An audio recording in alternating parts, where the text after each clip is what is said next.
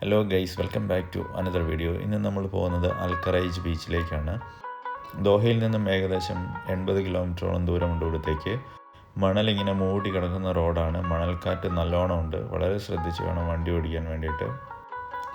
മരുഭൂമിയിലെ ആടുജീവിതം പോലെ ഇങ്ങനെ കുറേ ക്യാമൽസിൻ്റെ ഫാമും ആടിൻ്റെ ഫാമൊക്കെ നമുക്കിവിടെ കാണാൻ പറ്റും. ഞങ്ങളിങ്ങനെ പോകുന്ന സമയത്ത് ഇങ്ങനെ ക്യാമൽസ് റോഡ് ക്രോസ് ചെയ്യുന്ന സമയമായിരുന്നു.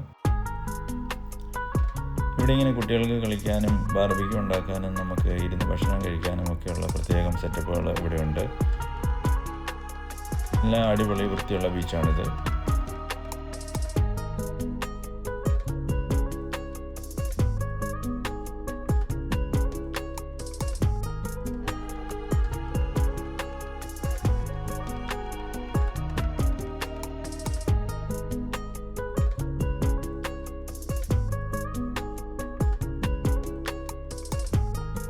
ഇവിടെ ഇങ്ങനെ ക്യാമലുകൾ ഇങ്ങനെ റോഡ് ക്രോസ് ചെയ്യുന്നുണ്ട് ഇടയ്ക്കിടയ്ക്കൊക്കെ.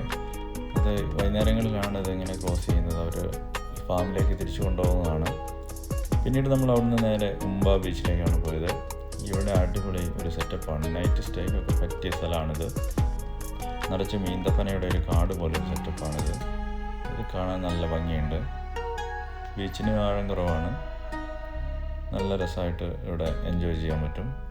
വണ്ടിയൊക്കെ പാർക്ക് ചെയ്യാൻ ഇഷ്ടംപോലെ സ്ഥലമുണ്ട്.